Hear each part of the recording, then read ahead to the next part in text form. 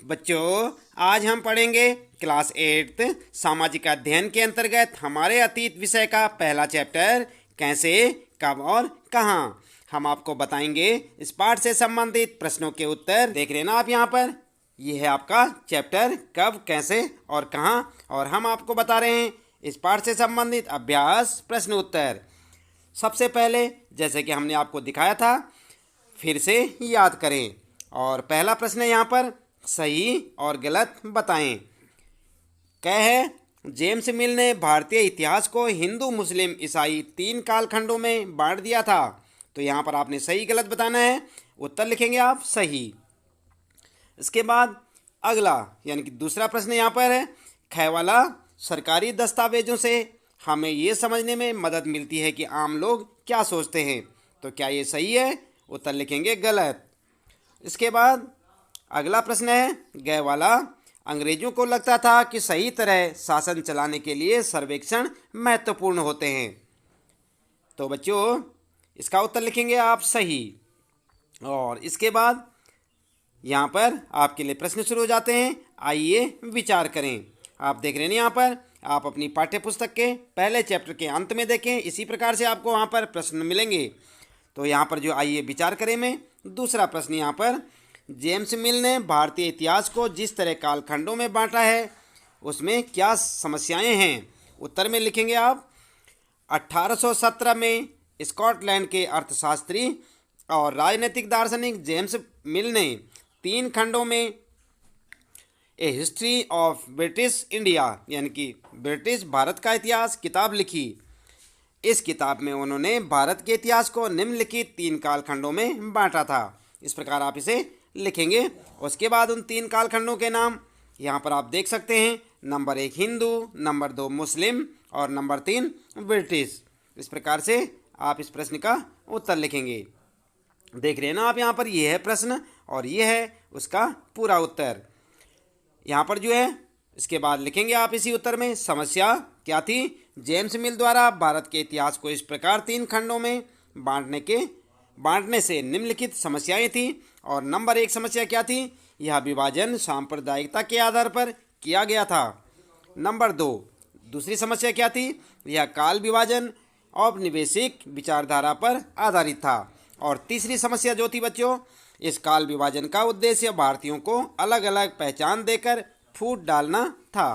तो इस प्रकार से आप प्रश्न का पूरा उत्तर लिखेंगे। इसके बाद बात करते हैं तीसरे प्रश्न की, अंग्रेजों ने सरकारी दस्तावेजों को किस तरह सुरक्षित रखा। उत्तर में लिखेंगे, अंग्रेजों ने सरकारी दस्तावेजों को निम्नलिखित प्रकार से सुरक्षित रखा था। और कैसे रखा था, यहाँ पर देखिए आप पॉइंट में लिखेंगे, आप पॉइंट बना बनाकर। नंबर 1 सभी शासकीय संस्थानों में अभिलेख कक्ष बनवाए।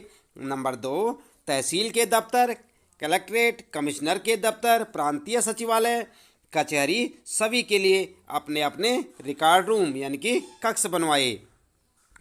तीसरा, महत्वपूर्ण दस्तावेजों को सुरक्षित रखने के लिए अभिलेखागार और संग्रहालय जैसे संस्थान भी बनवाए। तो इस प्रकार से आप इस प्रश्न का उत्तर लिखेंगे, यानी कि तीसरे प्रश्न का उत्तर इस प्रकार से लिखेंगे। इसके बाद बच्चों बात करते हैं यहाँ पर चौथे प्रश्न की।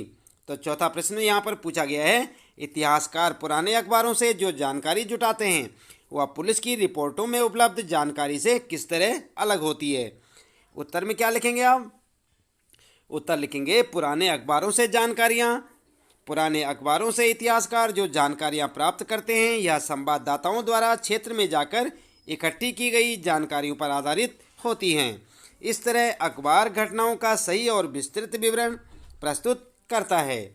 पुलिस रिपोर्ट के पक्षतापूर्ण होने की संभावना होती है, क्योंकि पुलिस रिपोर्ट सरकार की सोच, वरिष्ठ अधिकारियों के दबाव तथा जांच अधिकारी के व्यक्तित्व पर निर्भर होती है। तो इस प्रकार से आप इस चौथे प्रश्न का उत्तर लिख सकते हैं। इसे आप ध्यानपूर्वक देखें और ठीक इसी प्रकार उत्तर लिखें। इसके बाद बच्चों 5वां प्रश्न है यहाँ पर आपके लिए, आइए करके देखें।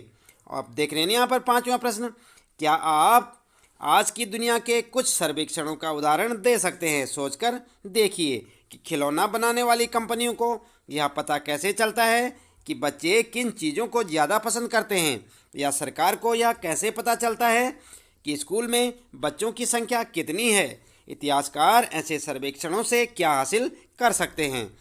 उत्तर में लिखेंगे बच्चों, आप उत्तर लिखेंगे सर्वेक्षणों के उदाहरण। सर्वेक्षणों के कुछ उदाहरण निम्नलिखित हैं। और क्या क्या उदाहरण है जो सर्वेक्षण होते हैं उनके, जैसे जनगणना, चुनाव पूर्व सर्वेक्षण, वनों का क्षेत्रफल जानने के लिए सर्वेक्षण, नए तेल व गैस क्षेत्र का पता लगाने के लिए सर्वेक्षण।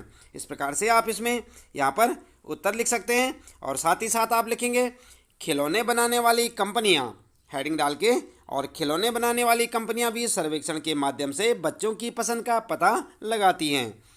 दूसरा सर्वेक्षण, जैसे स्कूलों में बच्चों की संख्या जानने के लिए सरकार स्कूल और प्रशासनिक अधिकारियों की रिपोर्ट के सर्वेक्षण के आधार पर स्कूलों में बच्चों की संख्या पता लगाती है।